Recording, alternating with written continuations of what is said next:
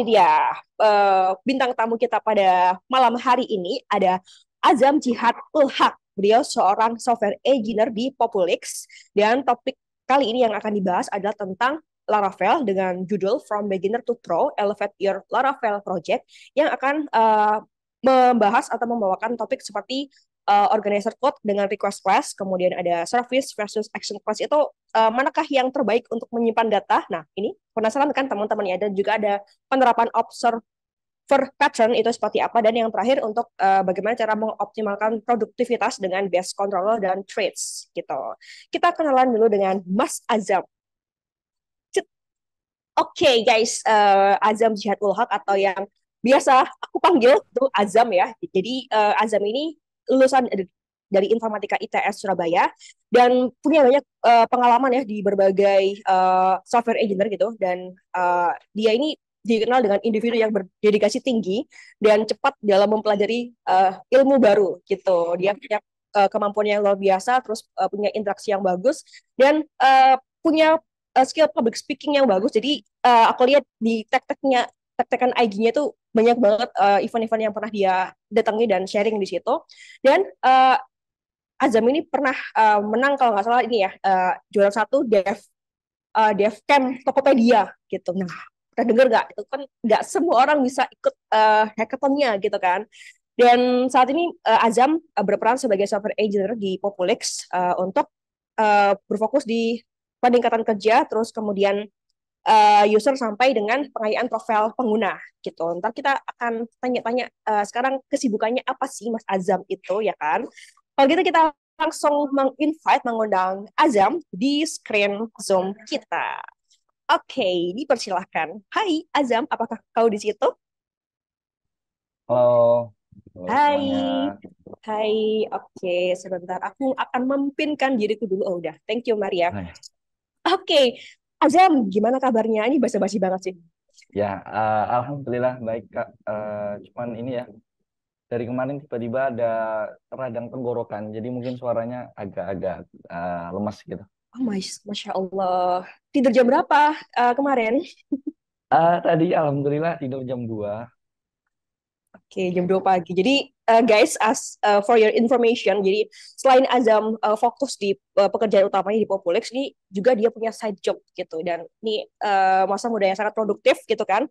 Dia mengelola waktunya itu sampai di malam hari, sampai pagi ya, Azam ya. Ya, yang penting cukup istirahatnya ya teman-teman ya. Yang penting cukup istirahat gitu tipsnya. Oke, Azam. Jadi teman-teman pengen tahu lebih lanjut nih tentang topik yang akan dibawakan oleh Azam tentang Laravel gitu ya. So teman-teman bisa mengikuti interaksi ini melalui slide yang kita akan share di chat box gitu. Kalau teman-teman pengen langsung tanya, bisa banget kita menyediakan waktu untuk on cam atau on mic gitu langsung tanya dengan Mas Azam gitu. Oke, aku persilakan untuk waktu dan screen-nya buat Azam. Teman-teman selamat mengikuti.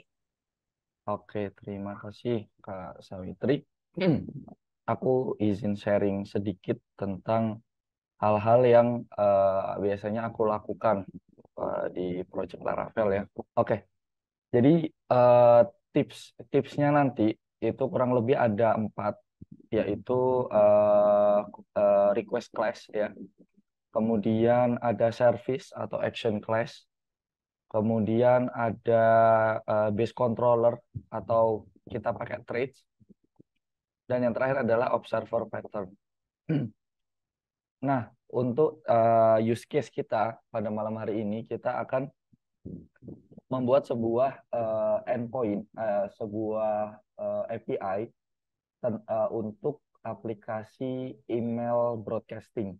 Jadi mungkin bagi teman-teman yang belum familiar dengan email broadcasting adalah, jadi misal nih kayak Alchemy nih untuk acara ini, teman-teman kan kurang lebih ada yang dapat dari email. Jadi intinya kita pengen nge-broadcast satu email untuk langsung ke banyak user, bisa ke 1.000, 2.000 kayak gitu. Nah, kita akan membuat endpoint-nya. Saya udah siapin endpoint-nya, bisa diakses di link ini ya teman-teman ya, di azamjiul slash email underscore API. Share. Nah, fiturnya ada apa aja? Eh, ada apa aja sih gitu kan ya? Jadi yang pertama tentu kita bisa melihat broadcast apa aja yang sudah tersedia. Seperti ini. Jadi case-nya di sini sudah ada sekitar 5 broadcast ya. Jadi ada broadcast 1, kemudian message-nya apa? Message-nya ini nanti yang kita kirim di email. Kemudian ada attachment. Jadi kita membuat semacam, jadi attachment ini nanti kita simpan sebagai file PDF dulu. Jadi kita generate file PDF, kemudian PDF-nya itu kita attach, kita tempel di dalam email kita kayak gitu. Nah, biasanya yang di sini itu bisa pakai kode HTML ya. Jadi biar bisa lebih interaktif. Tapi untuk demo, untuk menyederhanakan demo kita pada malam hari ini, kita bentuknya hanya teks kayak gini. Kurang lebih nanti PDF-nya nanti seperti ini, teman-teman. Jadi ini ada judulnya broadcast message. Kemudian yang teks yang di sini ya, teks yang di sini itu value-nya diambil dari sini. Dari attachment content ini. Seperti itu. Jadi pertama kita bisa ngelis broadcast kita. Broadcast yang sudah kita buat nih apa aja. Terus yang kedua tentu kita perlu membuat broadcast baru gitu ya. Atau mungkin biar kebayang aku coba clear dulu database-nya. Kalau sekarang udah muncul. Oke, kita mulai dari nol ya aplikasinya ya. Jadi let's say kita belum punya broadcast sama sekali. Kemudian kita buat broadcast, let's say misal namanya broadcast alchemy. Message-nya ini email untuk kamu ya. Kemudian attachment PDF-nya kita buat ini konten untuk di PDF seperti itu. Ya, bentar, saya coba pindahin dulu. Kita ke master dulu. Main, sorry. Kita komen dulu. Jadi aku buat broadcast-nya dulu. Kita send. Nah, sukses ya, sukses. Nah, sebenarnya apa yang terjadi untuk endpoint ini, gitu kan ya? Apa yang terjadi di endpoint itu kita bisa lihat di API. Jadi untuk API-nya sendiri, aku pakai API resource ya, jadi dia otomatis di controllernya untuk post itu kita biasanya kalau di Laravel teman-teman pakai metode yang namanya store ya.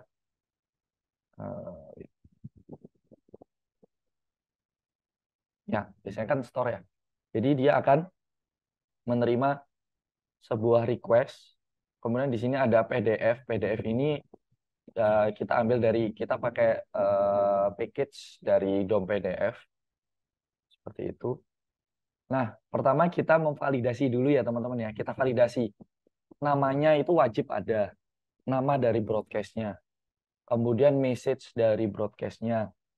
Kemudian attachment dari broadcast-nya itu semua required. Nah, apa yang terjadi kalau semisal kita nggak kirim nama nih?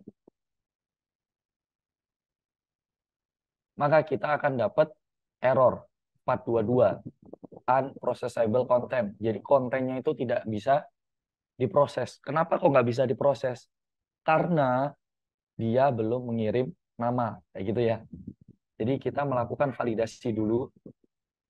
Ketika datanya sudah tervalidasi, ya kita baru membuat di database. Seperti itu. Kita masukkan dia ke database melalui model ya. Nah, kemudian kita cek kan broadcast-nya ada UUID nih teman-teman. UUID itu apa sih? UUID itu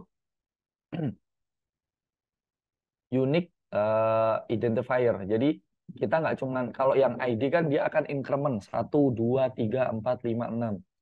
Nah, kalau UUID ini itu string random sepanjang ini ya. Jadi bisa dibilang pasti akan unik lah kayak gitu. Kemungkinan untuk sama persis itu sangat kecil. Nah, mungkin teman-teman akan bertanya, Mas Azab, ini UUID dapat dari mana? Padahal kan yang kita kirim kan tadi nama, message, sama attachment konten kan ya. Nah, kalau teman-teman, sebenarnya teman-teman bisa masukin manual di sini, cuman itu kurang bagus. Jadi kayak mungkin teman-teman pernah pakai seperti ini, name, kemudian request name dan seterusnya ya. Kemudian untuk yang UUID-nya teman-teman bisa pakai str ID seperti ini. Itu bagi yang pernah pakai. Nah, kalau aku itu lebih prefer seperti ini teman-teman. Ini nggak ada yang benar, nggak ada yang salah ya, tapi lebih rapi ya aja kayak gitu. Jadi di model broadcast ini itu ada fungsi tambahan. Nah, di sini nih aku nambahin ini gitu. Jadi kita membuat fungsi boot ya. Kemudian bootnya itu pakai parent boot. Kemudian kita ada event creating. Jadi setiap kali model ini mau meng-create satu record baru, satu data baru, kita cek dulu. Kita set dulu model ini ya. UUID-nya itu kita ambil dari str UUID. Jadi di sini udah jelas komentarnya. Automatically generates and sets a UUID value for the model if one is not provided. Kayak gitu. Jadi teman-teman nggak perlu masukin manual di sini, dan cukup di sini dan lebih clean ya teman-teman ya, lebih bersih seperti itu. Kemudian selanjutnya kita cek PDF path-nya. Apakah file ini sudah ada atau belum, itu kita cek dengan ini. Nah, jika belum, kita akan membuat PDF-nya. Cara membuat PDF-nya seperti ini, PDF, load view. Nah, di sini ada PDF view, teman-teman. Ya. Ini ada template-nya. Seperti itu. Kontennya nanti diketikkan lewat di sini. Seperti itu. Nah, konten kita ambil dari broadcast, attachment konten, kemudian PDF-nya kita save dengan path yang sudah kita tentukan, yaitu storage path di app, di public, kemudian UUID-nya .pdf. Maka nanti jadinya di sini yang kita buat barusan ya, 913 yang ini berarti. Nah, ini konten untuk di PDF. Seperti itu. Jadi dia akan otomatis membuat file PDF-nya. Kemudian kita balikan respons. Nah, kalau kayak tadi nih, tadi kan kita kena 422 ya. Nah, itu gara-gara kena validasi. Di sini kita catch validation exception-nya, validation error, kemudian errornya apa, kode errornya itu 422.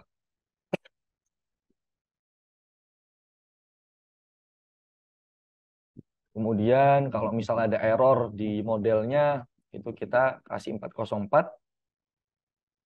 Kalau ada error di query-nya mungkin, itu kita ada database error, itu kita juga catch juga. Kemudian kalau ada something error, itu kita catch juga. Jadi kita nge-catch semua kemungkinan error. Ada 422, ada 404, ada 500, kayak gitu. Kalau teman-teman di REST API itu, kode itu juga perlu diperhatikan ya. Kalau memang dia itu gagal, berarti kodenya harus kita return sesuai dengan status gagalnya.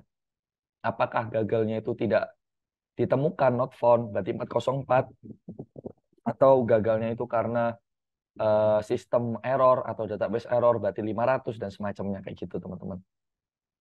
Nah, ini untuk endpoint, untuk create-nya ya. Kemudian selain create, kita juga ada endpoint get detail. Jadi untuk yang tadi ini, kita sudah punya Ini ya satu endpoint, satu broadcast, kemudian ID-nya satu.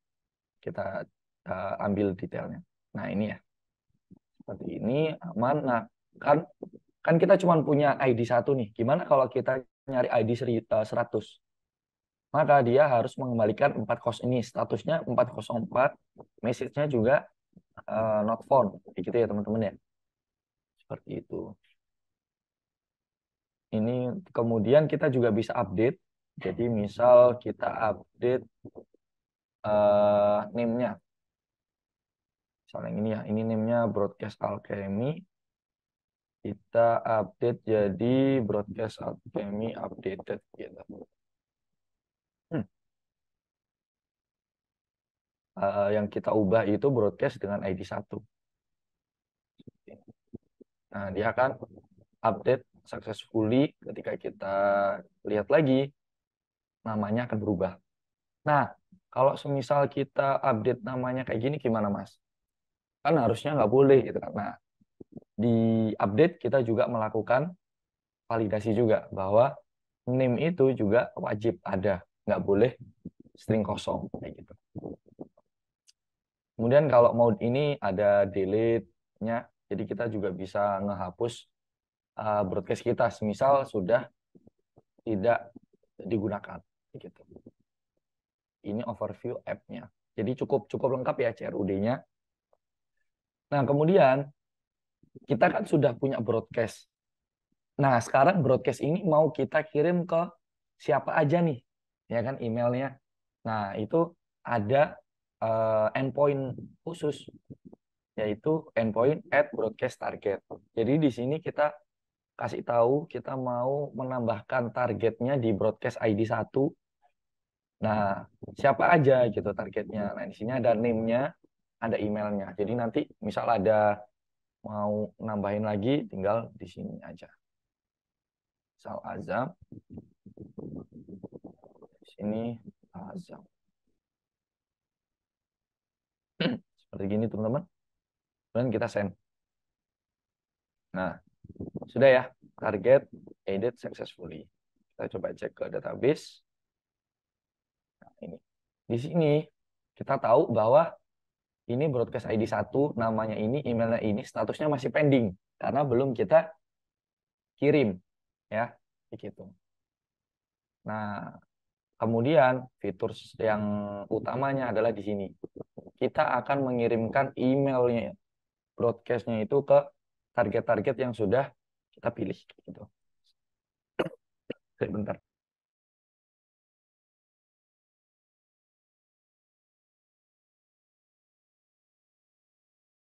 Nah, untuk emailnya sendiri aku pakai mail trap ya teman-teman ya. Jadi di sini ada email testing lah ya. Jadi kita nggak kirim ke email beneran. Nah, kita coba cek.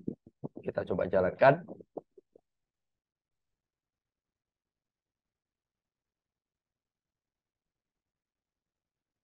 Nah, broadcast executed successfully. Kita cek ke database. Ini ya, statusnya akan berubah.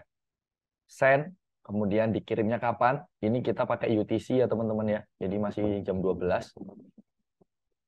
Nah, kita coba cek. Nah, masuk nih emailnya. Ada yang ke John Doe, ada yang ke Jane, ada yang ke Azam. Ya. Nah, ini hello, ini Azam. Kalau ini hello Jane Smith ya. Kalau ini hello John Doe. Kemudian di sini ada attachment-nya teman-teman. Nah, attachment ini itu bisa di-download. Tuh. Nah, kayak gini. Ini konten untuk di PDF. Seperti itu. Jadi sampai sini harapannya teman-teman sudah kebayang ya dengan sebenarnya aplikasi apa sih yang sedang kita buat gitu. Nah, selanjutnya kita baru masuk ke optimasi atau mungkin membawa project teman-teman ke lebih ke next level lah bisa dibilang. Jadi yang seperti teman-teman tahu, controller kita kan cuma satu ya dan semuanya itu ada di controller. Nah, ini ada sekitar 200 243 line.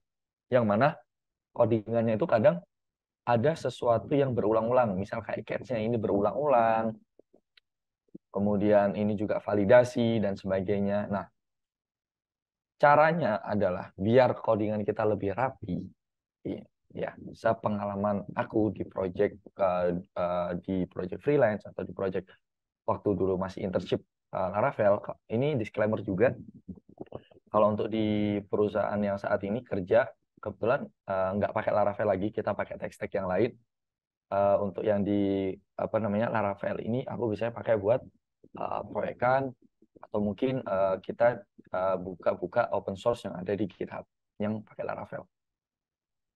Nah, salah satu cara yang wajib teman-teman pakai lah ya istilahnya ya, biar lebih rapi adalah kita menggunakan request access, request class.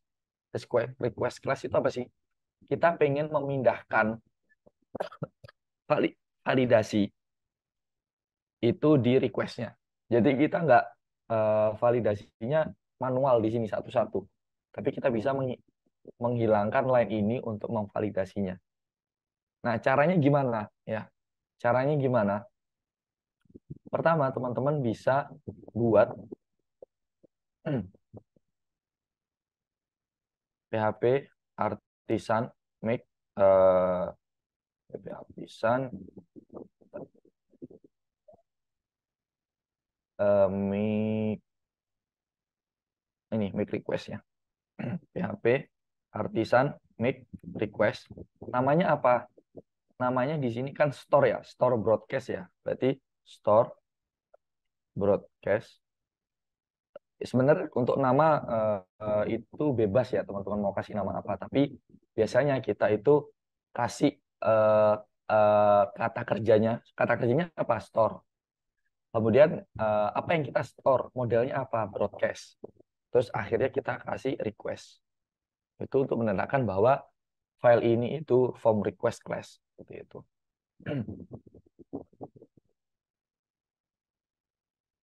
Nah, setelah kita buat filenya, kita akan dapat file baru nih teman-teman di sini. Store broadcast request. Nah, untuk authorize-nya itu pertama kita langsung set true. Karena kita untuk sekarang belum melakukan authorization. Kita hanya melakukan validasi inputnya itu harus sesuai string, harus ada kayak gitu-gitu.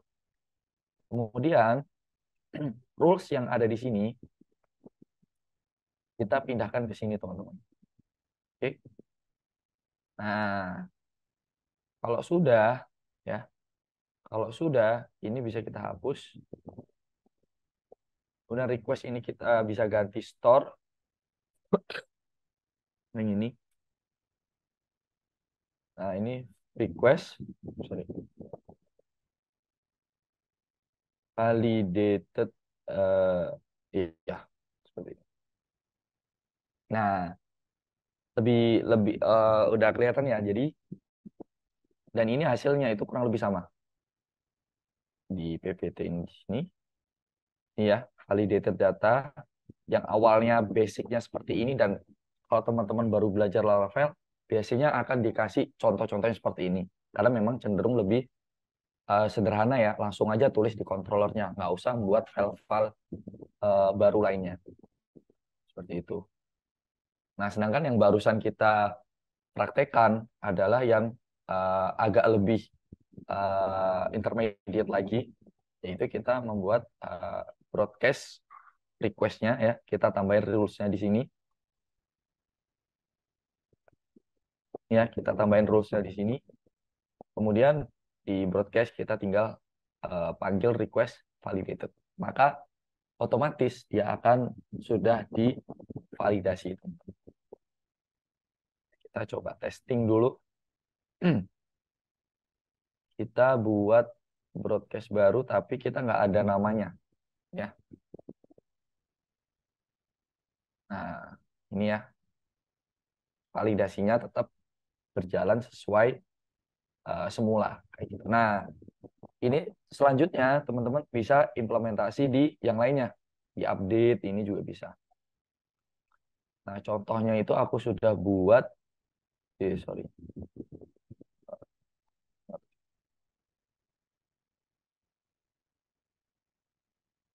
Contohnya itu aku udah buat di eh,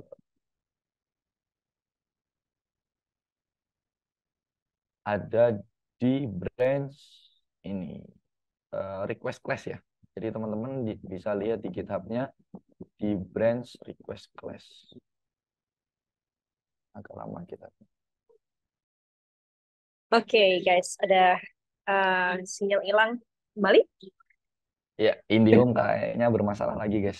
Sorry. Oke, it's okay. Em, kita lanjut lagi ya teman-teman. Aku mengingatkan buat teman-teman yang kalau misalnya ingin tanya, kita sediakan untuk link Slido di situ. Jadi nanti kita akan diskusi sama jawab bersama-sama di sesi tanya jawab. Gitu. Oke, lanjut part berikutnya, Azam. Thank Oke, you. kita lanjutin lagi ya. Tadi sampai sini. Semoga nggak kelewat. Nah, eh, pertama membuat form request baru itu dengan PHP Artisan make request ya. Aku tambahin di sini. Kemudian definisikan aturan validasinya. Apa yang wajib ada, tipe datanya apa. Pokoknya semua yang ada di array validasi itu kita pindahkan semua. Kemudian kita pakai form request-nya itu di controller di sini. Yang awalnya cuma request doang, sekarang kita ganti jadi store broadcast request. Nah, itu udah aku siapin teman-teman di branch ini, sorry. Aku coba buat pull request ya.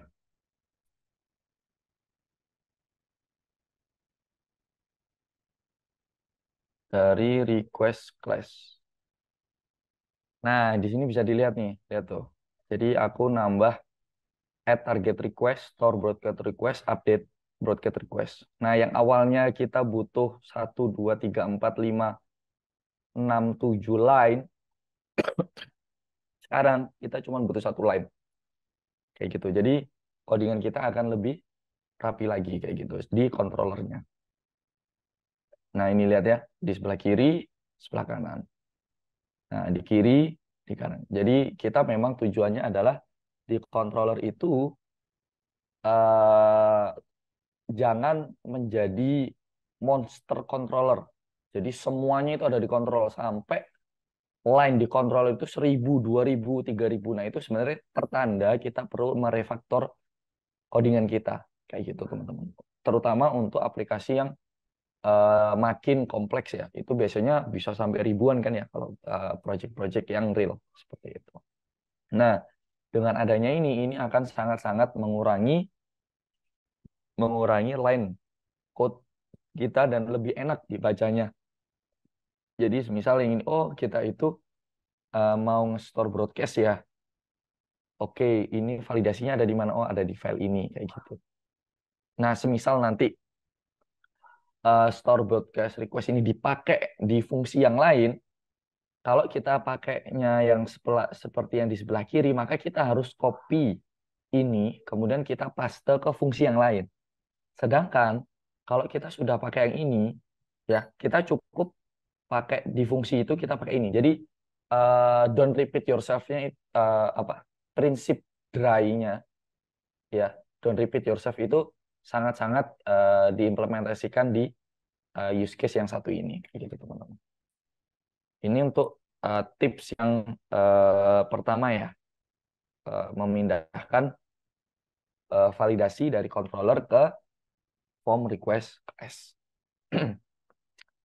Dari sini ada yang mau ditanyakan nanti bisa langsung ke Slido ya teman-teman ya. Nanti kita recap di belakang seperti itu. Kemudian tips yang kedua adalah service versus action. Manakah yang terbaik untuk menyimpan data?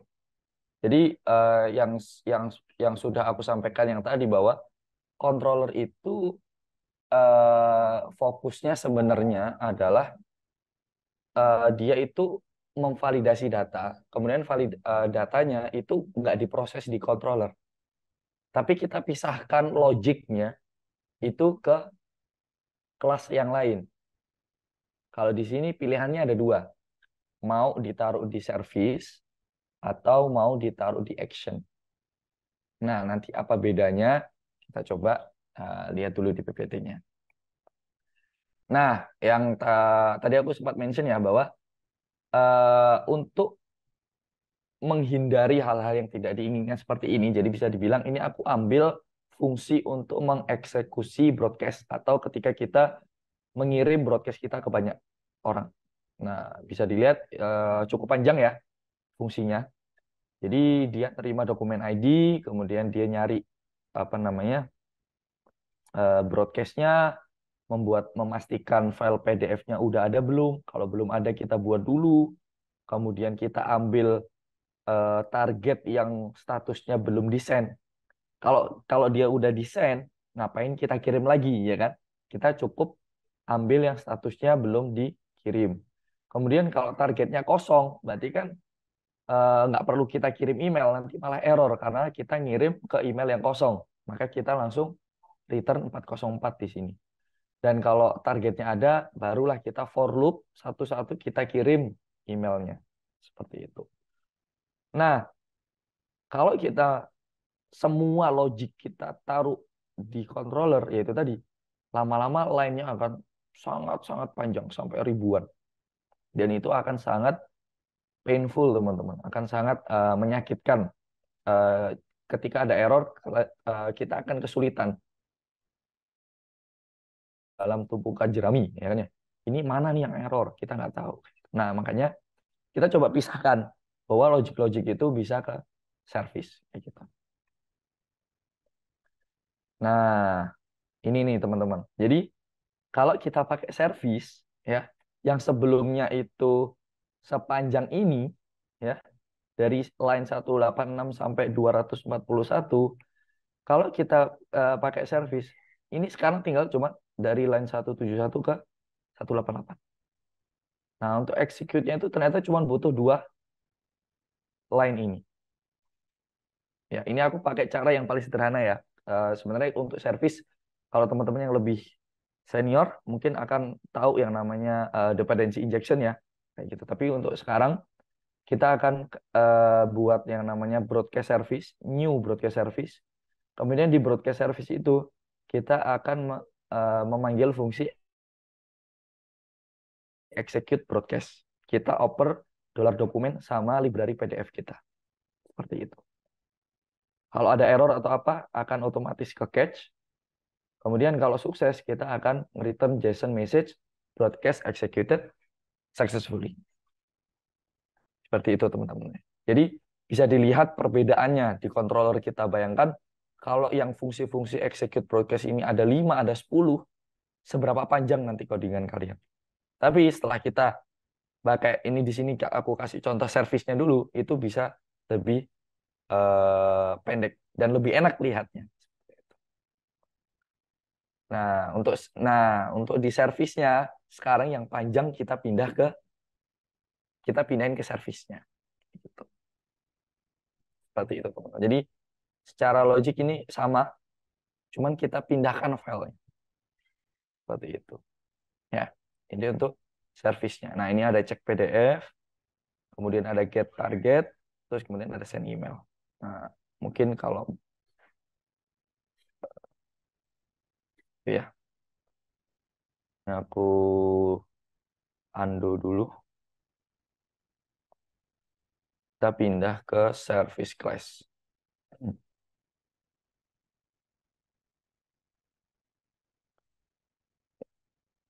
Kita ke fungsi yang paling bawah. Nah, ini ya. Fungsinya itu, ntar aku gedein biar kelihatan. Fungsinya sekarang tinggal segini aja. Kalau kita masuk. Nah, service ini ditaruh mana sih? Sebenarnya bebas ya. Cuman umumnya itu kita taruh di sini, teman-teman. Kan biasanya kontrol itu app, HTTP, controller ya. Biasanya kan gitu. Nah, kalau service itu biasanya umumnya itu ada di app, ada di service.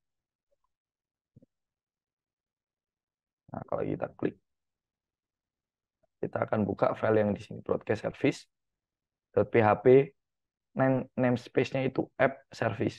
Karena dia ada di app, kemudian folder service. Kalau controller, dia app HTTP controller.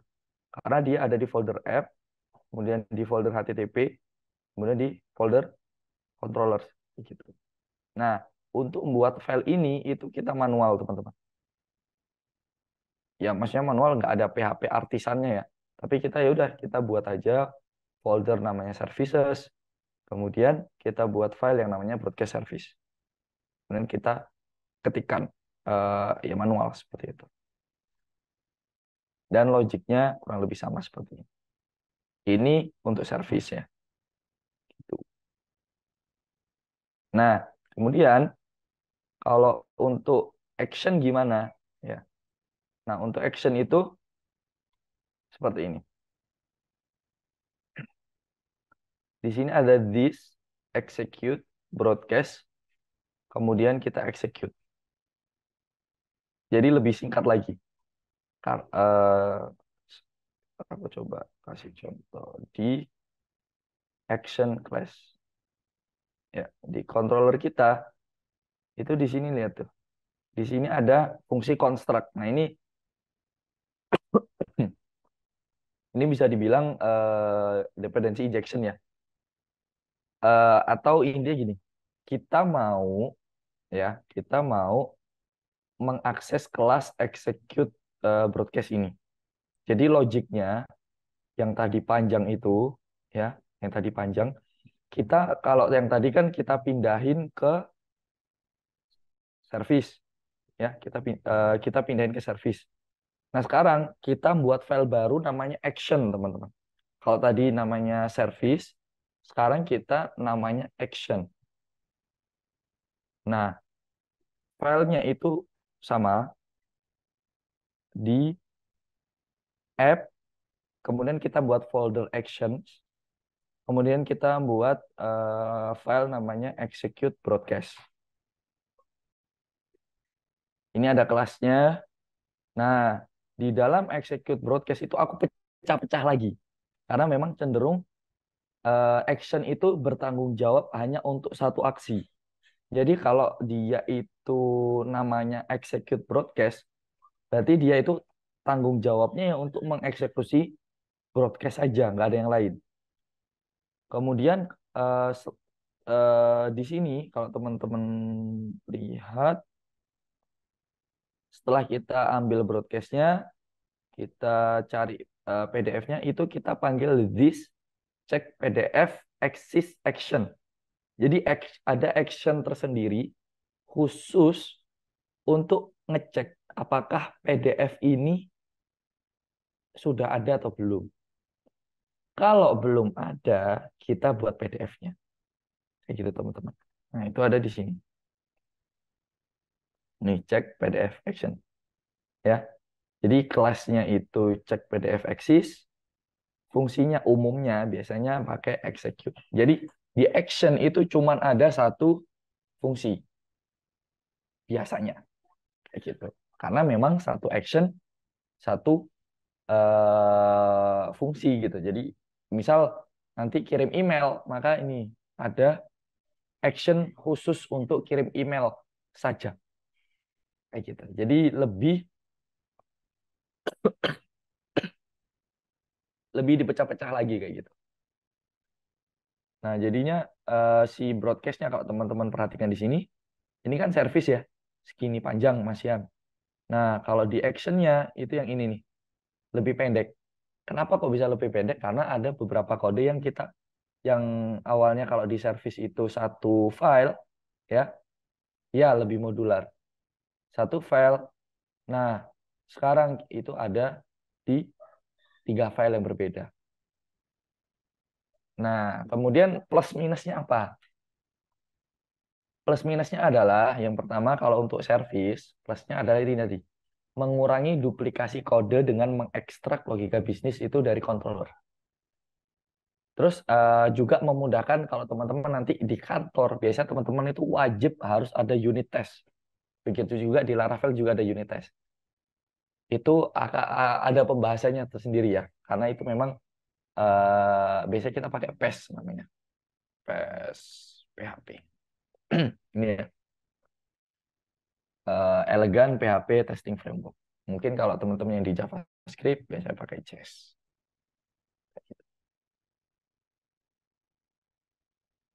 Kemudian tapi minusnya adalah biasanya itu service itu umum dan akhirnya berpotensi menggabungkan terlalu banyak tanggung jawab dalam satu kelas. Jadi kalau kayak gini itu istilahnya ya ini mah cuman mindahin yang awalnya monster controller ya, sekarang jadinya service monster gitu kan ya. Kayak gitu.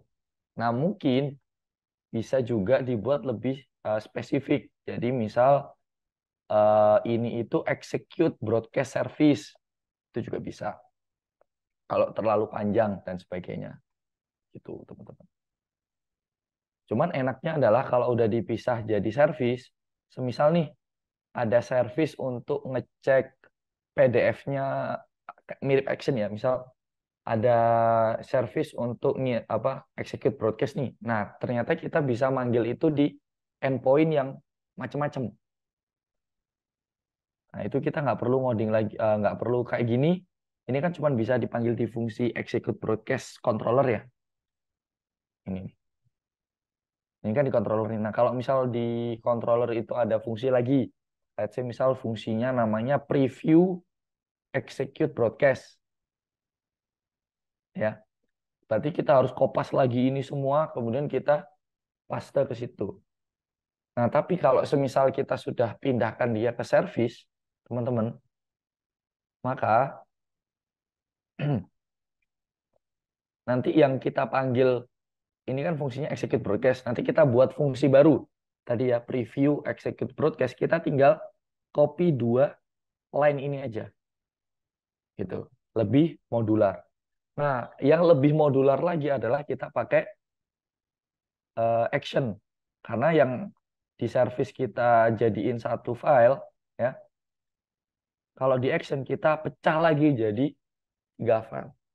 Jadi, semisal yang butuh, kalau teman-teman perhatikan tadi, di codingan kita, di broadcast controller, sebenarnya ketika kita store, itu kan sebenarnya kita melakukan checking lagi ya.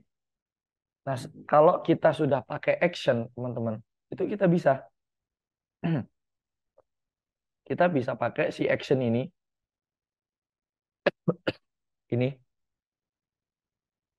itu untuk menggantikan ini. Jadi, yang berapa? 1, 2, 3, 4, 5, 6, 7, 8 line ini, kita bisa ganti dengan cuman satu line aja itu bisa.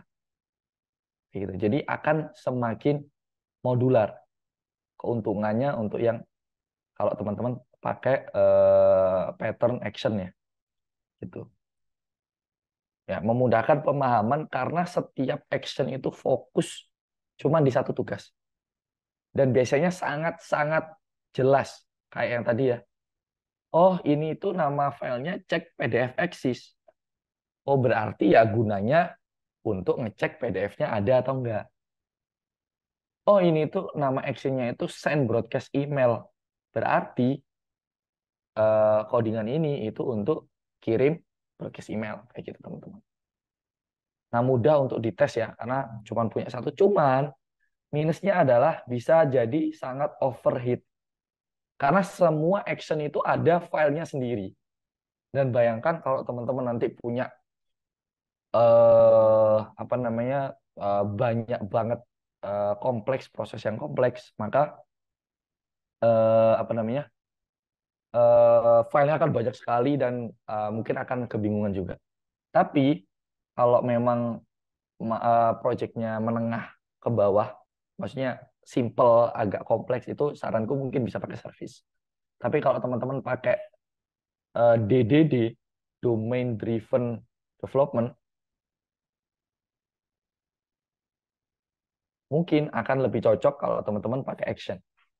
Kayak gitu, teman-teman. Oke, itu yang kedua. Oke, kita udah jam 8 ternyata ya. Kita yang ketiga,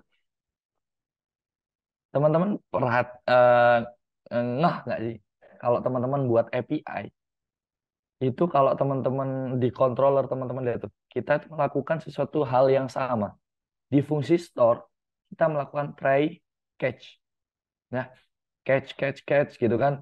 Terus di show kita juga try catch. Kemudian di update kita juga try catch. Kemudian di destroy kita juga try catch. Dan sebenarnya codingannya kan mirip ya, sama gitu. Nah, ini kan nggak bagus ya, karena prinsip yang itu tadi dry, don't repeat yourself. Jangan ngoding itu copy paste lagi, copy paste lagi, copy paste lagi. Kalau memang formatnya itu sama ya, selalu dipakai berulang-ulang, kenapa nggak kita buat satu file yang bisa di reuse ya, bisa di reuse. Nah, optionnya itu sebenarnya untuk ada dua. Kita bisa pakai base controller atau kita juga bisa pakai yang namanya threads ya. Jadi yang codingan sekian banyak ini teman-teman, itu kita bisa pakai threads. Ini ya, handle threads. Jadi kita di sini di app itu buat folder baru namanya threads. Oke. Di dalam folder threads aku buat file baru karena dia itu untuk handle respon dalam JSON, maka aku kasih namanya itu handle respon JSON.php. Nah, ini ya, ini namespace-nya seperti ini. Nah, kemudian aku ada fungsi handle respon JSON. Terus ini aku parameternya callback. Terus aku melakukan try di sini. Ini ada return callback ya. Kemudian di sini ada catch validation exception, ada catch model not found, ada catch exception kayak gitu. Ya, seperti itu. Nah, let's say misal ini aku ganti not found ya. Found atau something went wrong. Nah, terus di base controller itu kita bisa, broadcast.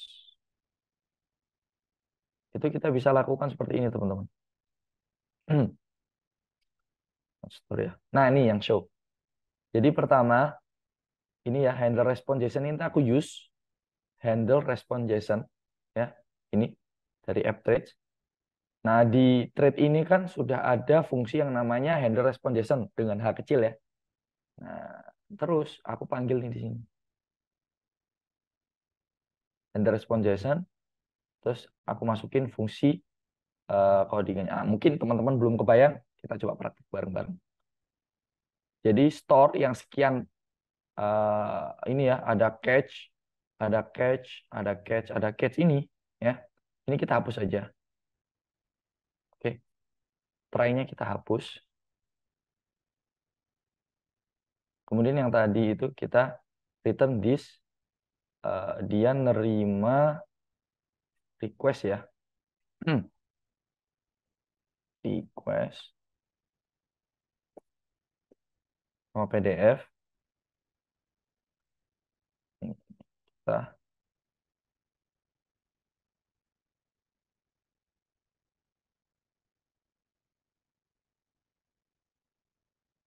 Nah, jadi cukup seperti ini aja teman-teman. Maka otomatis yang catch-catch ini otomatis akan ditambahkan. Nah, mari kita coba ya. C ini accurate, belum ada namanya, harusnya dia kena validasi. Atau semisal kita coba buat salah ya. Misal salahnya di sini kita tipu gitu. Ya, kita kasih nama. Tuh, errornya ketangkep. Ya, tetap ketangkep. Dijelaskan bahwa broad class ini not found kayak gitu dan macam-macam. Padahal di sini kita nggak ada melakukan try atau catch. Tapi kita pakai traits yang mana otomatis akan ketangkap di sini teman-teman. Gitu. Oke. Oke, kalau kayak gitu udah.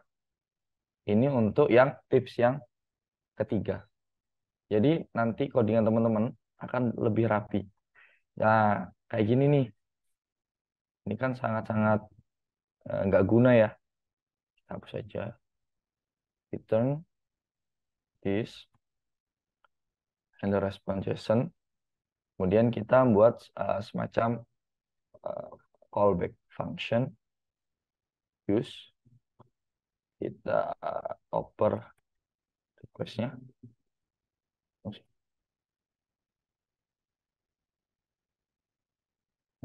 Ini, oh dia juga nerima ID.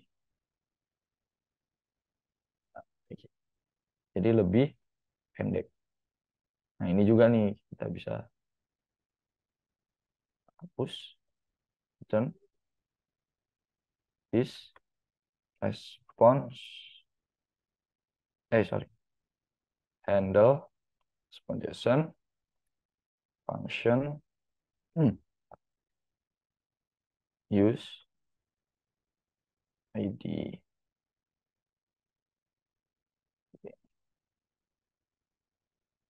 Nah, use ini itu buat ini. Yang dari sini kita oper ke sini biar bisa dipakai di dalam callback-nya. Kayak gitu, teman-teman. Seperti itu. Nah, ini juga bisa ditambahkan. Jadi, kita akan lebih rapi secara codingannya.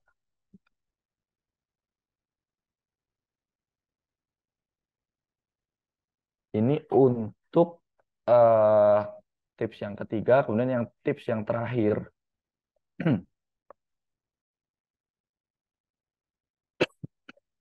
Adalah kita menerapkan observer pattern. Nah, observer pattern itu apa? Observer pattern. Nah, di sini. Kalau teman-teman tadi perhatikan, aslinya kita di main tadi ya, itu kan setelah kita pertama validasi dulu. Setelah validasi, kita buat broadcast-nya. Nah, kemudian kita akan melakukan pengecekan filenya. Kayak gitu kan ya. Nah, file ini kan tadi kita bisa pindah ke mana?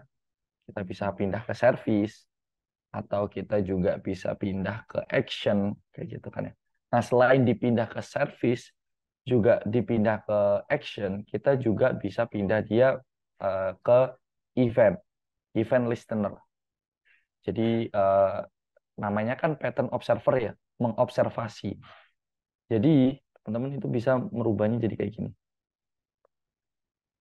Nah, kayak gini. Bentar ya.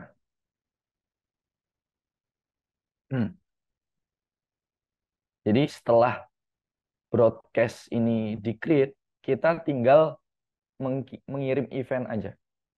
Eventnya apa? Kita buat event bahwa ada broadcast yang created. Maka dia akan otomatis buat file, teman-teman. Kita coba ya. Ini coba kita hapus semua dulu filenya. Ya. Terus kita buat baru. Alchemy. Ini testing observer pattern. Nah, berhasil ya. Dan dia akan otomatis membuat file. Tuh, Mas Azam, buatnya gimana? Padahal kan dia cuman satu line ini gitu kan ya. Satu line ini. Terus dia buatnya gimana kok bisa otomatis buat. Kalau sebelumnya kan kita literally buat ya. Kayak di sini nih. PDF load view, kemudian PDF-nya kita save. Nah, sedangkan di observer pattern kan kita cuman ada satu line ini.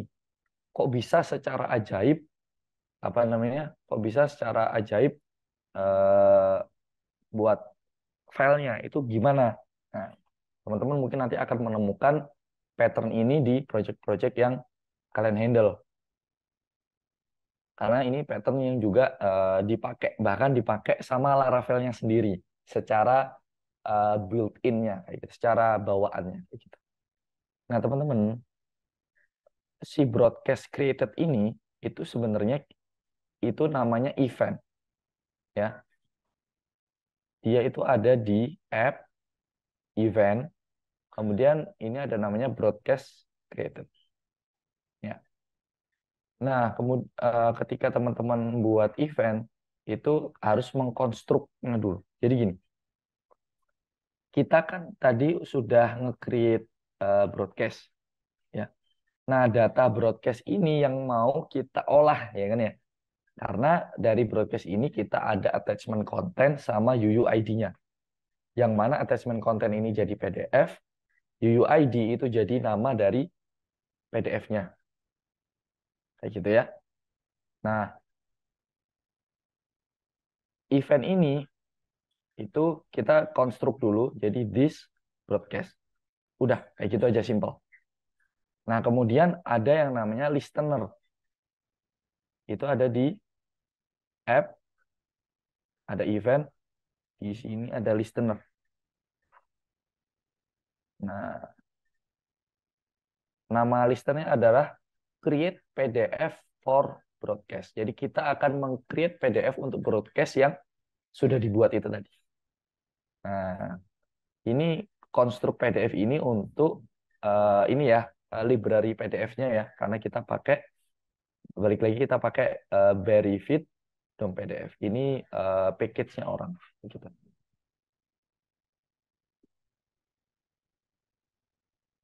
Nah, kemudian logiknya ada di sini teman-teman. Jadi tadi event itu udah di broadcast, apa eventnya udah dikirim ya. Kemudian ada yang mendengarkan, gitu. Ada yang ngelisten. Ketika dia tahu, oh ada event yang tipenya broadcast created nih, yuk kita handle kayak gitu. Yuk kita handle, kita harus handle eventnya. Oke, kita broadcast. Nah, kita kan nerimanya dalam bentuk dollar event. Dollar event ini itu apa namanya, ada properti broadcast. Nah, broadcast ini kok bisa tahu kita broadcast itu karena kita di sini menamakannya broadcast, teman-teman. Kalau kita di sini WKWKWK ya, di sini juga WKWKWK ya, berarti nanti di sini itu kita WKWKWK.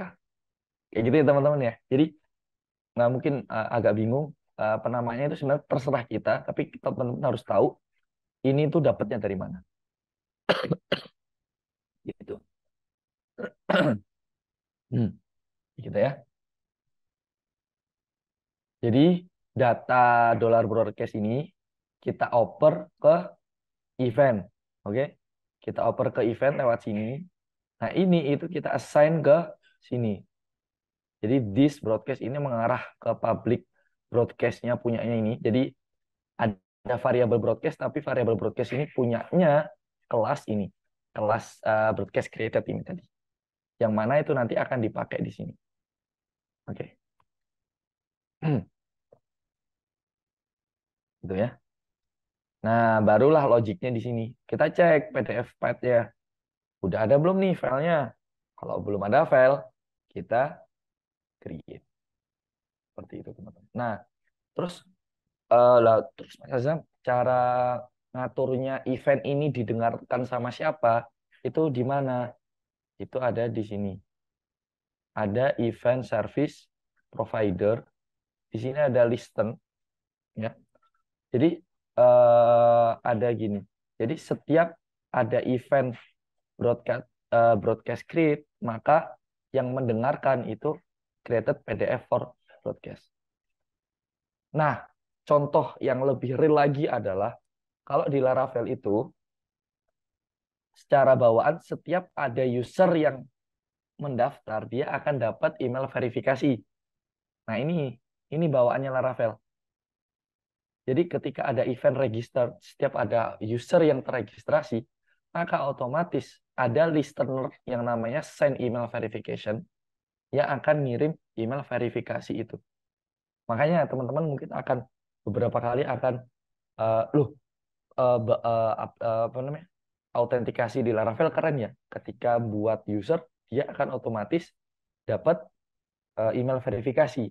Nah, itu sebenarnya di balik keajaiban itu ada penerapan observer pattern itu tadi. Di caranya ada ini tadi. Jadi ada event, kemudian ada yang mendengarkan. Nah, siapa yang mendengarkan event itu? Semuanya diatur di event service provider ini. Gitu. Jadi nanti, eh, nah mungkin manfaatnya belum seberapa terasa ya. Atau misal kayak gini, yang lebih terasa lagi, misal contoh kita buat use case ketika broadcast itu tercreate gitu kan, selain kita buat PDF ya, kita juga misal kita atau mungkin yang lebih gampang lagi aku pakai cara yang registered aja ya. Jadi ketika seseorang itu mendaftar ya, kita kan kirim email verifikasi. Selain kita kirim email verifikasi, kita juga perlu let's say misal kirim dia kayak poin. Jadi misal semua user yang baru akan dapat poin gratis sebanyak 100 poin. Terus semisal si user ini itu ternyata pakai kode referral ya, berarti kita juga harus ngirim email ke si referral yang dipakai memberitahu bahwa user ini pakai referral kamu loh, kamu berhak mendapatkan hadiah. Nah, itu kan banyak ya prosesnya ya. Nah, itu bisa teman-teman tambahin di sini. Nanti di sini ada namanya listener give point.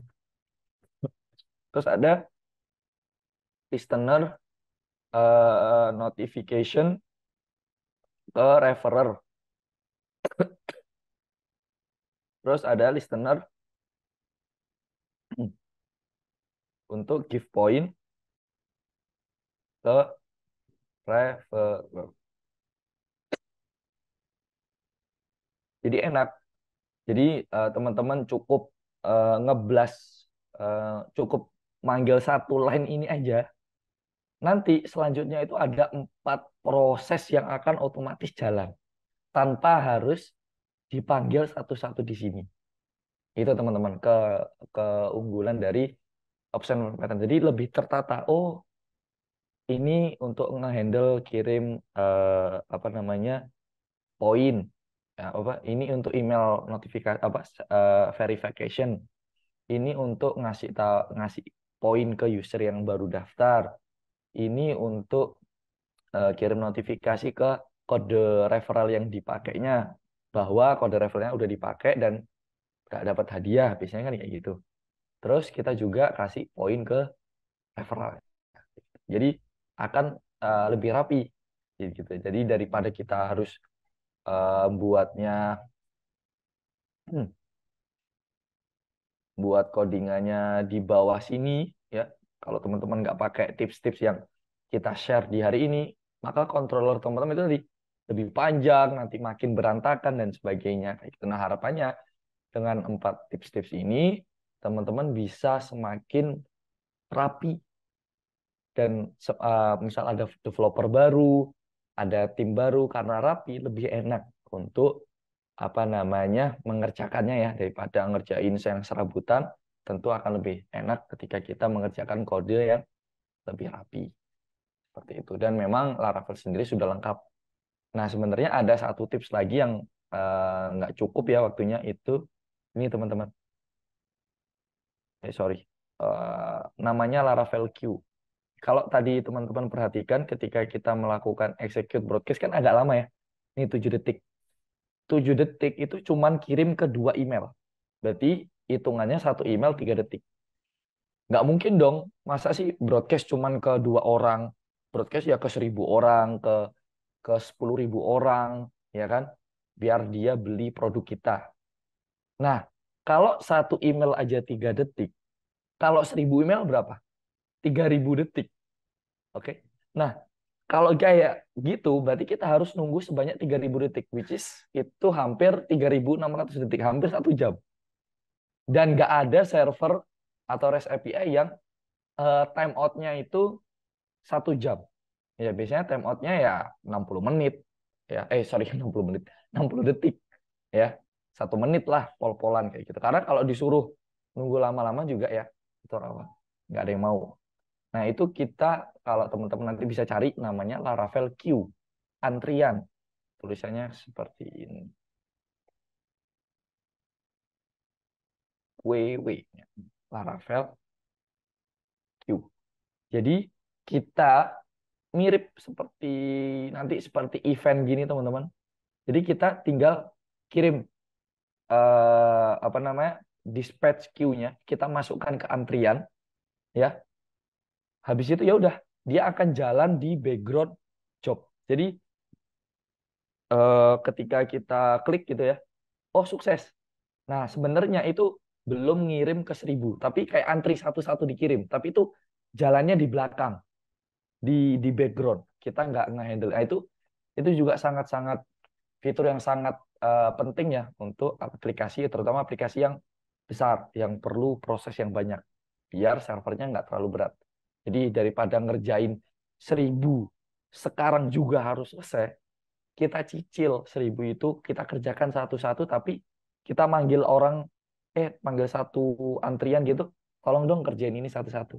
Kemudian kita bisa, aplikasi kita bisa ngerjain hal-hal yang lain. Jadi nggak ngeblocking user harus nungguin sampai 1.000 yang lainnya. Atau bisa dibilang ini asinkronus proses. Kayak gitu. Iya, itu mungkin sharing sessionnya untuk malam hari ini. Tips-tipsnya banyak banget teman-teman bisa belajar, coba pelajari di apa namanya di open source atau di codingan kantor teman-teman. Biasanya yang senior punya style coding yang lebih rapi, lebih bagus gitu.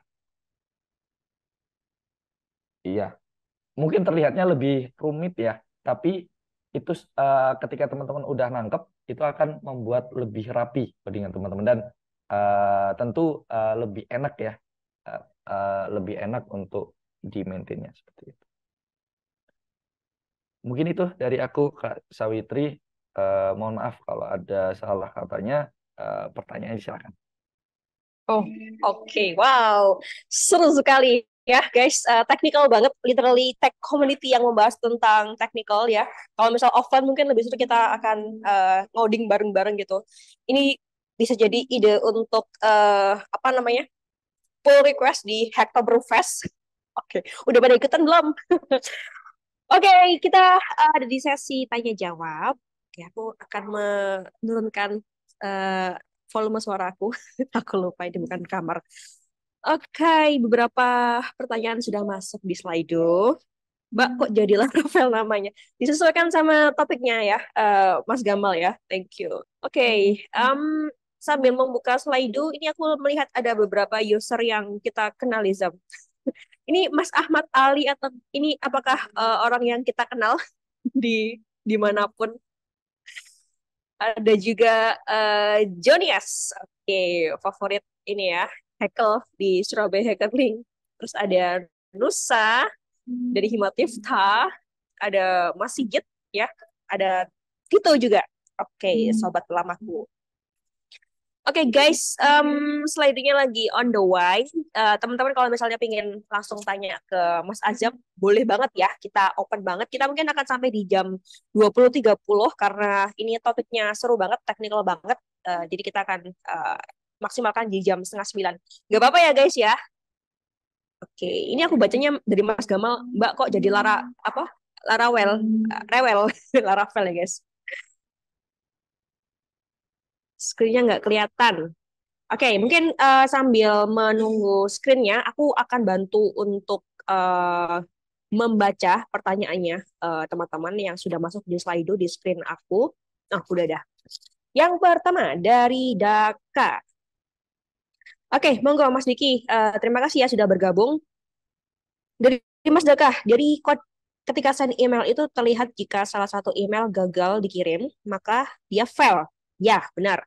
Bagaimana memastikan agar itu tetap terkirim atau keterima, Mas Azab? Nah, eh, di kita itu kan, jadi gini Mas, eh, ketika kita mengirim email, itu kan sebenarnya kita pakai yang namanya SMTP server ya. Kalau yang aku pakai tadi itu Mailtrap. Atau kalau teman-teman nanti realnya pakai, mungkin nanti kenal yang namanya AWS. SES ya, simple apa? Pokoknya itu email AWS atau juga bisa pakai emailnya Gmail atau emailnya Mailchimp macam-macam. Nah,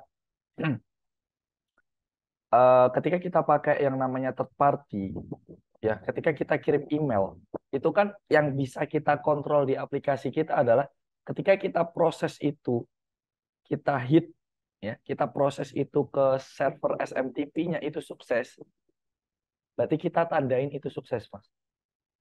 Terlepas nanti entah mungkin nanti servernya AWS meledak atau servernya Google mati atau gimana.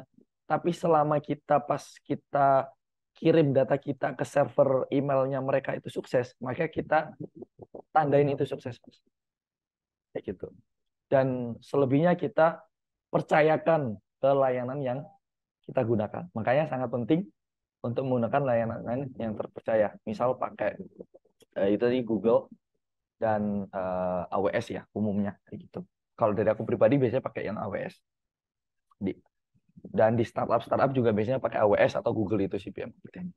Kemudian kalau fail maka misal nih ada 5 email ya, ada 5 email.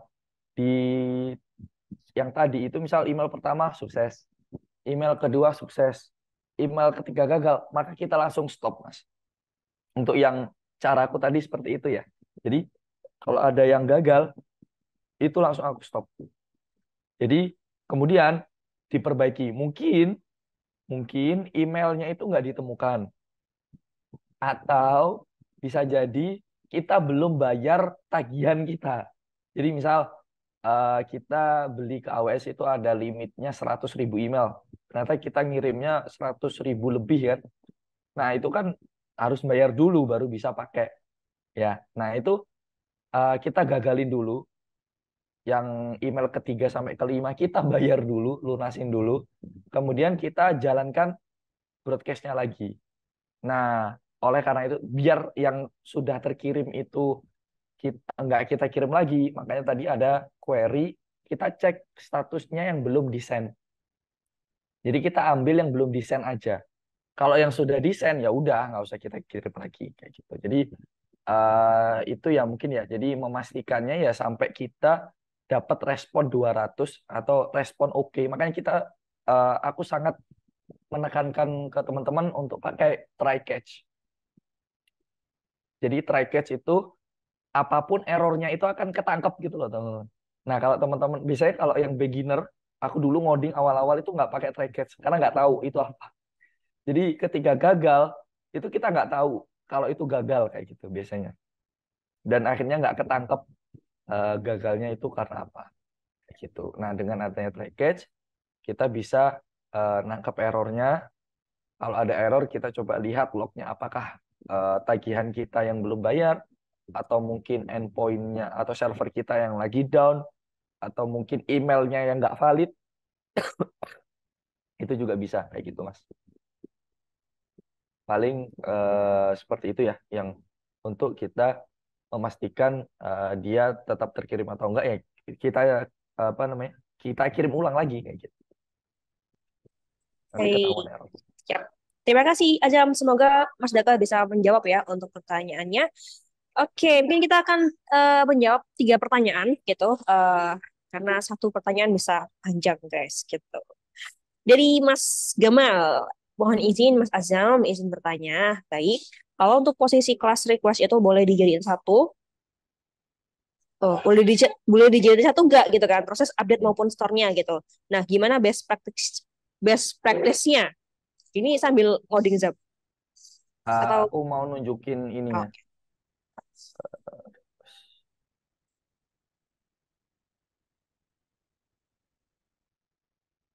Nah, sebenarnya kenapa sih kok apa namanya? eh nah gini, Gamal. Kalau kamu nge-create sesuatu, itu kan harus lengkap ya. Ada namanya, terus harus ada apa namanya, kayak tadi ya, nama, terus harus ada kontennya, atau ya lengkap lah ya. Nah, kalau kamu update, itu kan biasanya nggak harus semuanya kamu update kan. Paham nggak? Misal kalau kalau misal kita mau daftar user ya, kita mau daftar user kan ada nama, email, password, atau mungkin ketambahan jenis kelamin kayak gitu.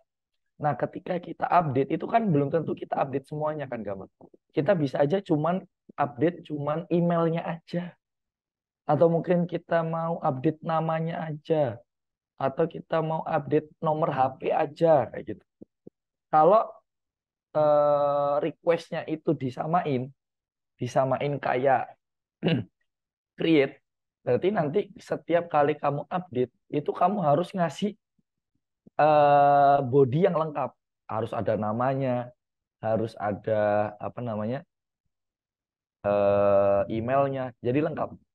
Seakan-akan kamu kayak buat create. Sedangkan kalau untuk update ya validasinya itu kan opsional. Opsional itu artinya kalau dia ngirim email, berarti emailnya nggak boleh kosong. Tapi kalau dia nggak ngirim email, ya nggak apa-apa. Karena kamu ngubahnya gender aja. Misal. Nah, di sini kebayang ya. Makanya eh, kalau best practice-nya ya sesuaikan kebutuhan. Karena memang apa namanya kebutuhannya beda. Yang satunya itu harus lengkap, ada namanya, ada emailnya, ada passwordnya. Nah, yang satunya dia cuma mau ganti nama aja, nggak perlu ganti. Maksudnya gini, misal namaku Azam, kemudian emailku azam@mail.com, terus passwordku 123. Terus kalau aku mau nge-update, aku pengen ngupdate nama aja, misal Azam Laravel juga deh gitu. Masa sih aku harus ngirim namaku Azam Laravel, emailku azam@mail.com, passwordku 123. Nangkap ya? Padahal password sama email kan nggak berubah. Tapi kalau misal aku nggak ngirim password sama email, terus aku pakai requestnya itu sama kayak create, yang mana itu mewajibkan harus ada password sama email, itu kan akan error. Makanya biasanya dipisah. Karena rules-nya yang dipakai itu beda. Yang satunya wajib ada tiga-tiganya, yang satunya kalau kamu mau ngubah nama, namanya nggak boleh kosong. Jadi yang divalidasi nama. Tapi kalau yang kamu ubah email, berarti emailnya yang nggak boleh kosong. Namanya nggak apa-apa. Toh namanya kan nggak kamu ubah gitu. Jadi ya kita nggak perlu ubah semuanya. Seperti itu sih kalau yang dari pengalamanku ya. Oke, baik. Mas Gamal, terima kasih atas pertanyaannya. Nah, ini ada yang langsung mau tanya nih, Azam dari Nusa. Nusa dari Untak ya. Langsung aja Nusa open mic-nya. Ini adiknya Mas Nusa Lendra nih. Halo, tes. Oke, Ya, mangga, eh, mangga. ini Mas, saya mau tanya itu Mm-mm.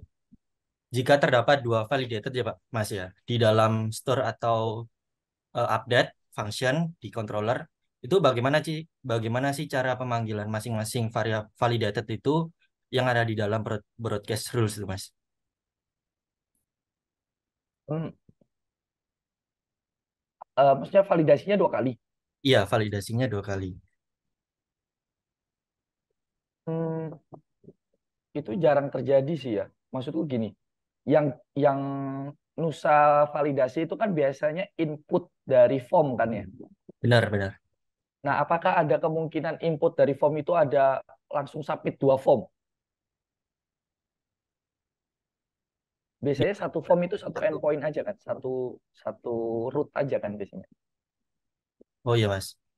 Nah, makanya apakah ada kemungkinan, maksudnya ketika kamu submit form, itu kan kamu submit semua data formulirnya ke controller kan? Benar-benar. Nah, itu kan ya berarti kan semuanya jadi satu gitu kan? Nggak mungkin dipecah-pecah kan? Oh gitu. Oke, Atau oke. kamu ada case real yang seperti itu? Belum ada sih Mas, tapi saya tadi ada ide gitu Mas. Kalau misal gini tuh gimana Hmm. gitu. Idenya kayak gimana? Ya itu tadi saya mau tanya yang bagian apa namanya jika ada dua validator itu Mas. Ya, dan sepertinya hampir nggak mungkin, ya Oh kan? gitu. Karena kan kamu ngehit endpoint kan cuma sekali kan? Itu datanya sudah ada di situ kan? Ah, Nah, kayak gitu. Jadi hampir nggak mungkin ya. kayaknya untuk requestnya 2 kali kayak gitu. Ya Mas, makasih Mas ya. Oke, sama. Oke, thank you Nusa untuk pertanyaannya. Berasa bimbingan ya. Semoga lancar tugas akhirnya Nusa. Oke, Lagi TA ternyata. pertanyaan terakhir ya teman-teman. Mari kita pilih yang paling relate. Hmm, sebentar. Tadi itu ada pertanyaan yang menarik. Mungkin Azam mau memilih satu gitu. Hmm,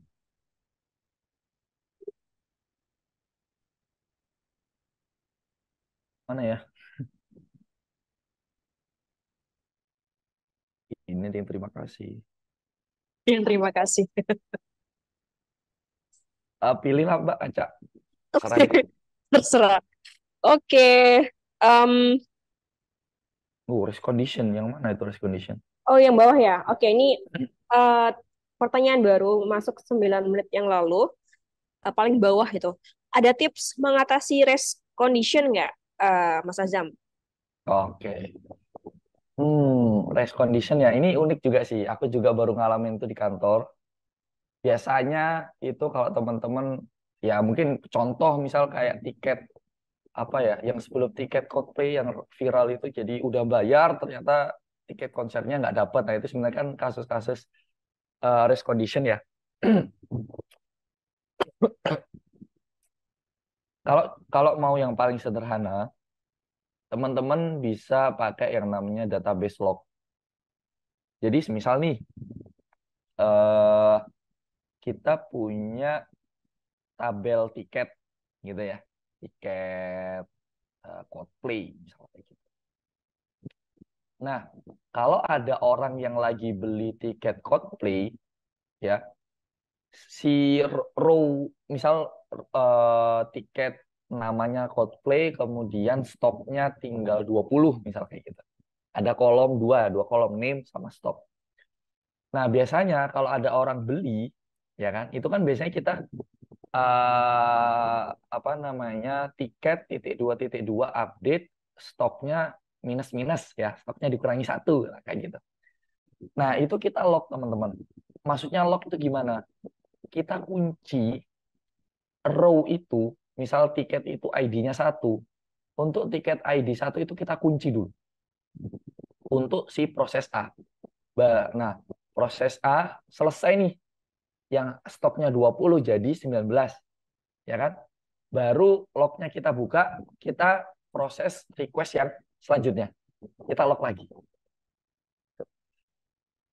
Nah, sebenarnya penyebabnya race condition itu adalah karena kita nggak ada log ini, teman-teman. Jadi kan server kita kan bisa menerima banyak request ya, misal dari komputer A sama komputer B. Kebetulan nih, stoknya tinggal satu.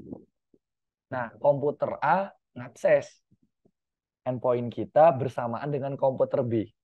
Komputer A data, tapi kan database kan row-nya cuma satu ya, datanya kan cuma satu. Si komputer A ngakses lah, baca. Stoknya tinggal berapa sih? Oh, stoknya masih ada satu. Oke, berarti masih ada kan ya? Tak proses. Terus di selisih, selisih karena nggak di lock, si ini nggak di lock ya, ini dibuka. Si A masuk, si B juga masuk, baca juga. Oh stoknya masih satu nih. Oke, tak proses. Nah, jadinya ketika si A udah transfer, si B udah transfer, loh, si A dapat tiket, si B yang nggak dapat tiket. Ya kan? Karena nggak di lock. Nah, tapi kalau di lock, misal nih si A ngakses dulu nih, kita lock. Nah, si B mau ngakses itu nggak bisa. Nunggu. Dia nunggu. Dia kan loadingnya agak lama. Nunggu sampai gemboknya dibuka. Nah, ini memastikan nggak ada rest condition itu tadi. Ya, apalagi tentang transaksi itu memang paling kacau karena kan urusannya sama uang. Kayak gitu. Ini cara yang paling sederhana tapi ya ada minusnya. Ya bisa-bisa database teman-teman jebol. Apalagi misal flash sale Shopee. Avanza 9.000. Siapa yang nggak mau Avanza 9.000 ya kan? Pasti jutaan orang akan mengakses itu. Nah, kalau kita pakai database locking, teman-teman, database-nya yang akan jebol. Atau mungkin database-nya yang akan harganya mahal.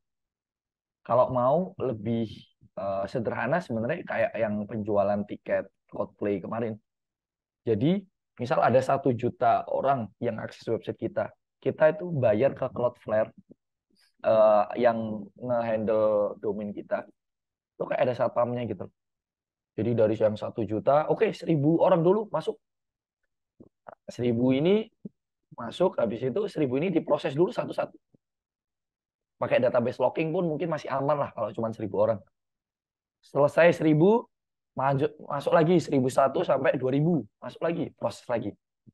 Kayak gitu. Jadi yang 2.001 sampai jutaan itu dia akan antri di Cloudflare-nya. Itu yang simpelnya.